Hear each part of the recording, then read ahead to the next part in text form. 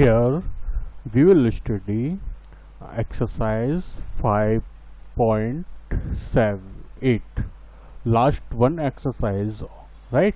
And this question based on the problem of mean value theorem, right? In question number 4, it is given you fx equal to x square minus 4x minus 3. fx equal to x square minus 4x minus 3 for all x is element of a comma b.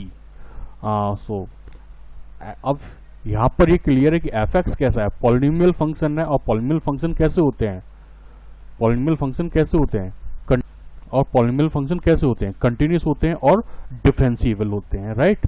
तो f कैसा है, polynomial function है। f कैसा function है, polynomial function है। और polynomial function कैसे होते हैं, कंटिन्यूस होते हैं और डिफरेंशिएबल होते हैं, कंटिन्यूस होते हैं और डिफरेंशिएबल होते हैं। तो इसका मतलब क्या हुआ, जो हमारा fx है वो कंटिन्यूस भी हो गया a कोमा b इंटरवल पर और डिफरेंशिएबल भी हो गया a comma b open interval a comma b पर।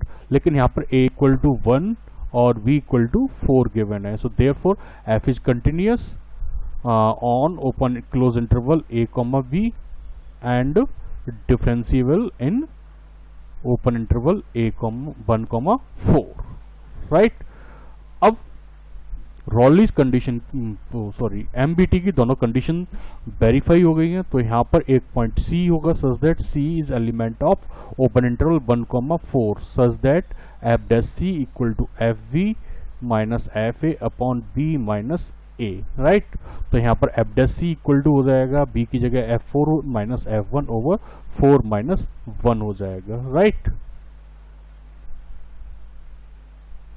तो यहाँ से f dash x equal to हो जाएगा, f dash x equal to हो जाएगा 2x माइनस 4, एक्स को c से रिप्लेस कर देंगे तो f dash c equal to हो जाएगा 2c minus 4। Now we have to find out the value of f1। तो हम fx में x को 1 से रिप्लेस कर देंगे तो हमें मिलेगा f1 इक्वल टू माइनस 6। इसी तरह हमें f4 निकालना है तो f4 निकालने के लिए fx में x को 4 से रिप्लेस कर देंगे तो हमें मिलेगा fx equal to f4 equal to minus 3। तो अब fv minus fa upon b minus a equal to होगा f4 minus f1 over 4 minus 1 that is minus 3 minus in bracket minus 6 over 3. After solution we are getting here 1, right? Okay, so by first we are getting here f dash c equal to 1। तो f dash c की value है हमारी 2c minus 4, तो value put करेंगे तो हमें मिलेगा c equal to 5/2 जो कि इंटरवल 1,4 में लाई करता है, ठीक है ना? तो hence MVT is verified for the given function, right? Now we will solve question number 5 of the exercise, right? Question number 5, here fx is given you, here it is given you fx equal to x cube minus 5x square minus 3x, that is a polynomial function, x is lied between a and b। अब हम और यहाँ पर a equal to 1 दिया हुआ है और b equal to minus b equal to 3 दिया हुआ है। अब हमें पता है कि fx कैसा है, पॉलिनोमियल फंक्शन है और पॉलिनोमियल फंक्शन क्या होता है, कंटिन्यूस होता है और डिफरेंशिएबल होता है एवरीवेयर, राइट? तो यहाँ पर क्या हुआ, fx is continuous on close interval 1 comma 3 and fx is differentiable on open interval 1 comma 3, right? So all condition of mean value theorem are satisfied, so therefore there exists a point c is element of open interval 1 comma 3 such that f dash c equal to f3 minus f1 upon 3 minus 1। now here we have to find out the value of f3 f1 and f dash c। तो f dash x equal to हो जाएगा 3x square minus 10x minus 3 and f1 equal to हो जाएगा minus 7 after solution, क्योंकि f1 की value निकालने के लिए एफ एक्स में x इक्वल टू 1 पुट करेंगे। नाउ f3 इक्वल टू कितना हो जाएगा, -27। अब fb minus fa upon b minus equal to हो जाएगा f3 minus f1 upon 3 minus 1। It will give you -27 minus inside of bracket -7 upon 3 minus 1, that is -10। Now by first f dash c equal to कितना हो जाएगा, -10। F dash सी की value लगाएंगे तो हमें मिलेगा 3c square minus 10c minus 3 equal to -10। After solving we are getting 3c square minus 10c plus 7 equal to 0। It is a quadratic equation and we will solve it. तो after solution we are getting here c equal to 1 and c equal to 7, but we are watching here 1 is not the element of open interval 1 comma 3, so 1 is not element of 1 comma 3, so 7 upon 3 is the element of 1 upon 3. So hence ambiguity is verified for other given functions, and c equal to 7 upon 3 that is the element of 1 comma 3 is the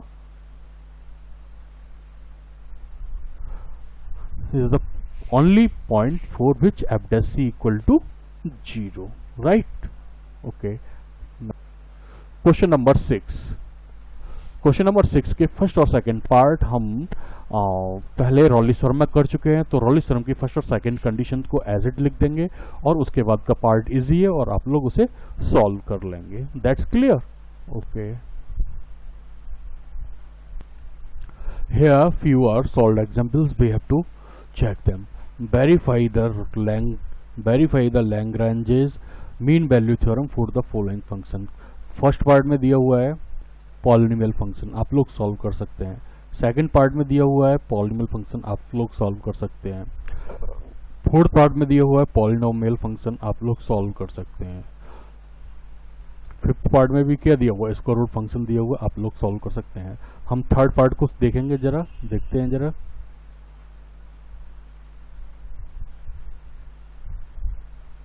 In third part fx equal to x plus 1 upon x in close interval 1 comma 3, तो यहाँ पर fx equal to क्या हो जाएगा, x square plus 1 upon x. अब ये rational function है जो कि x is not equal to 0 पर x 0 पर डिफाइंड नहीं है, so it is continuous in 1 comma 3। जब ये 1 कॉमा 3 पर कंटिन्यूस है तो 1 कॉमा 3 पर ओपन इंटरवल में भी डिफरेंशिएबल होगी, तो इस तरह से फिर हम आगे सॉल्व कर सकते हैं जैसे हमने अदर पार्ट्स सॉल्व किए हुए, right? Okay, so now you can watch question part 4, right? Also part 5, right? Up next one question we are watching here, it is good question.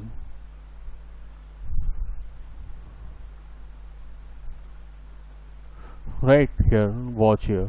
Using Lagrange's mean value theorem, find a point on the curve y equal to square root of x minus 2 defined in the interval 2 comma 3 where the tangent is parallel to the chord joining the endpoints of the curve.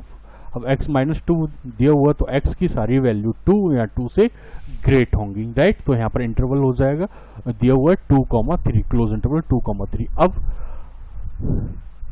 ये definite values के लिए है, defined and unique values, right? So fx is continuous in closed interval 2 comma 3. It is also differentiable function because we can find out its differentiation, so it is also differentiable in open interval 2 comma 3.